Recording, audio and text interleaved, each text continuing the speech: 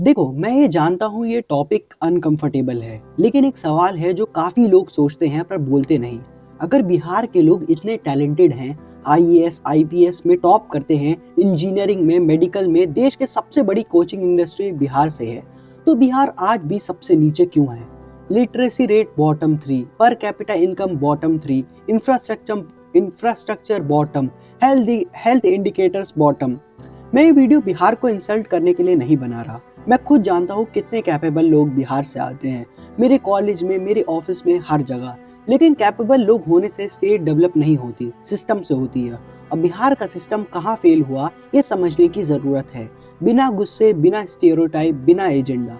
तो चलिए शुरू करते हैं। बिहार की पॉपुलेशन 13 करोड़ से ज्यादा है। इंडिया का हर 10th आदमी बिहारी है। यूथ पॉपुलेशन 40% से ज्यादा। मतलब अगर प्लानिंग सही से हो तो बिहार सबसे प्रोडक्टिव स्टेट बन सकता है। अब हिस्ट्री की बात करें, बिहार मगध का घर। नालंदा यूनिवर्सिटी दुनिया की पहली यूनिवर्सिटी, बुद्धा, महावीर, चाणक्य सब यहाँ से। मतलब हिस्ट्री में बिहार नॉलेज और पावर का सेंटर था। लेकिन आज नीति आयोग रैंक में बिहार लास्ट 3 में। GDP per capita income around 50,000 actually. Literacy rate 61.8%, national average से 12% नीचे। तो क्या हुआ? कैसे एक स्टेट जो कभी दुनिया को पढ़ाता था आज खुद पीछे रह गया? ये स्टोरी सिंपल नहीं है, ये स्टोरी लेयर्ड है। सबसे पहले समझते हैं ब्रिटिश रूल का इम्पैक्ट। ब्रिटिश ने बिहार को सिर्फ रिसोर्स एक्सट्रैक्शन जोन बनाकर छोड़ा। कोल, माइका, मिनरल सब निकाला, लेकिन फैक्ट्री, इंडस्ट्री कुछ नहीं बनाया। और फिर 1947 के बाद एक पॉलिसी आई जिसने बिहार को परमानेंटली क्रिपल कर दिया, फ्राइट इक्वलाइजेशन पॉलिसी। ये पॉलिसी कहती थी चाहे तो मिनरल बिहार से निकालो या महाराष्ट्र से, ट्रांसपोर्ट कॉस्ट सेम रहेगा अक्रॉस इंडिया। इसका मतलब मिनरल यहाँ से लो, फैक्ट्री बॉम्बे या कलकत्ता में लगाओ। Tata Steel, coal based industry सब झारखंड और बंगाल की तरफ। बिहार में फैक्ट्रीज आई ही नहीं। और जब झारखंड अलग हुआ 2000 में, बिहार का 40% मिनरल और वेल्थ और 80% इंडस्ट्री चली गई। तो एक तरफ हिस्टोरिकल डिसएडवांटेज, दूसरी तरफ पार्टीशन का लॉस। लेकिन कॉलोनियल लेगेसी के पीछे छुप के हम अपनी गलतियां नहीं देख सकते, क्योंकि सेम प्रॉब्लम फेस करने वाले स्टेट्स आगे बढ़ गए। उड़ीसा, छत्तीसगढ़, झारखंड भी पीछे थे, पर उन्होंने कुछ अलग किया, बिहार ने नहीं। क्यों? ये सेक्शन सबसे सेंसिटिव है पर सबसे इंपॉर्टेंट भी। बिहार में पॉलिटिक्स का फोकस कभी प्रोडक्शन पे नहीं रहा, हमेशा पावर कैप्चर पे रहा। 1990s तक बिहार में कास्ट बेस्ड मोबिलाइजेशन हुआ, जो जरूरी था सोशल जस्टिस के लिए। बैकवर्ड क्लासेस को रिप्रेजेंटेशन मिली, आवाज मिली, लेकिन साथ में एक प्रॉब्लम आ गई। पॉलिटिक्स का सेंटर डेवलपमेंट से हट के आइडेंटिटी पे आ गया। इलेक्शन में सवाल ये नहीं था कितनी स्कूल खुली, कितने रोड्स बने, कितनी फैक्ट्रीज आई। सवाल ये था कौन सा कास्ट पावर में है। तो गवर्नेंस क्वालिटी मैटर नहीं करती, सिंबल मैटर करता था। और जब वोटर्स को जॉब, इंफ्रास्ट्रक्चर से ज्यादा आइडेंटिटी और डिग्निटी चाहिए हो, तो लीडर्स को भी रिफॉर्म करने की प्रेशर नहीं होता। मैं ये नहीं कह रहा कि सोशल जस्टिस गलत था, सोशल जस्टिस जरूरी था, लेकिन डेवलपमेंट और डिग्निटी दोनों साथ में हो सकते थे। पर बिहार में गवर्नेंस का कल्चर कभी लॉन्ग टर्म प्लानिंग का नहीं बन पाया।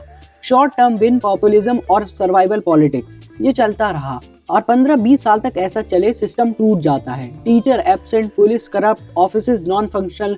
और एक बार सिस्टम टूट जाए, उसे वापस बनाने में डिकेड्स लगते हैं। बिहार का एजुकेशन सिस्टम एक ट्रेजेडी है। टीचर एब्सेंटिज्म 40% से ऊपर काफी एरियाज में। मतलब स्कूल खुला है, टीचर नहीं। एग्जाम में चीटिंग इतनी नॉर्मलाइज थी कि एक टाइम पे पेरेंट्स स्कूल की दीवारें चढ़ रहे थे आंसर शीट्स देने। ये इंटरनेशनल न्यूज बन गया। पर सवाल यह है, ये कल्चर क्यों बना? क्योंकि जब सिस्टम वीक हो, जब अकाउंटेबिलिटी ना हो, जब इंस्पेक्शन फेक हो, तो लोग शॉर्टकट ढूंढते हैं और फिर एक लूप बन जाता है। Weak education, weak jobs, weak expectation, weak education. और सबसे tragic part, best student Bihar छोड़ देते हैं। IIT, AIIMS, Delhi University, Kota. Bihar के बेस्ट माइंड बिहार में नहीं रहते। Brain drain.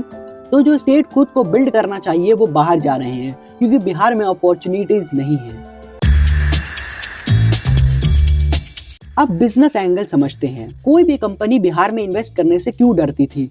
1990s और 2000 के स्टार्टिंग में लॉ एंड ऑर्डर बिल्कुल कोलैप्स।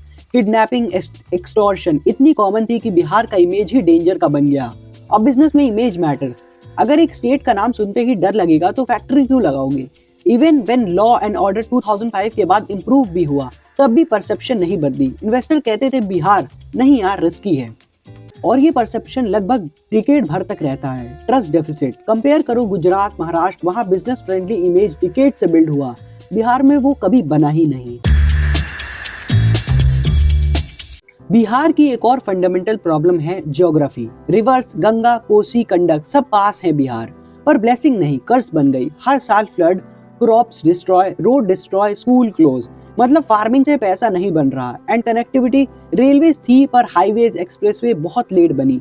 पटना से गया जाने में 6-7 घंटे लगते थे। अब कंपेयर करो Gujarat, Tamil Nadu, logistic infrastructure decades पहले स्ट्रॉन्ग था, तो बिहार में गुड्स मूव करना कॉस्टली और स्लो था। बिजनेस अवॉइड करती थी। सबसे बड़ा एस्केप वेल्व माइग्रेशन। बिहार हर साल करोड़ ऑफ पीपल बाहर भेजता है, दिल्ली, मुंबई, बेंगलोर, गल्फ, हर जगह। और ये लोग पैसा भेजते हैं घर, मतलब घर में पैसा आ रहा है, लेकिन ये पैसा प्रोडक्टिव इन्वेस्टमेंट नहीं बन रहा, कंजप्शन बन रहा है। घर बना, गाड़ी ली, शादी की, पर फैक्ट्री नहीं खुली, बिजनेस नहीं बना। और पॉलिटिकल लेवल पे माइग्रेशन ने प्रेशर कम कर दिया। अगर सारे अनएम्प्लॉयड लोग बिहार में होते तो गवर्नमेंट पे प्रेशर होता कि सबको जॉब्स दो, पर जब लोग बाहर जा रहे हैं तो लोकल रिफॉर्म की अर्जेंसी नहीं रहती। ये माइग्रेशन ट्रैप है। सर्वाइवल हो रहा है पर डेवलपमेंट नहीं। 2005 के बाद गवर्नेंस में चेंज आया, लॉ एंड ऑर्डर इंप्रूव हुआ, रोड्स बनने लगे, स्कूल रिपेयर होने लगे। जीडीपी ग्रोथ रेट भी 10% से ऊपर गया कुछ ईयर। पर ग्रोथ का मतलब डेवलपमेंट नहीं होता हमेशा।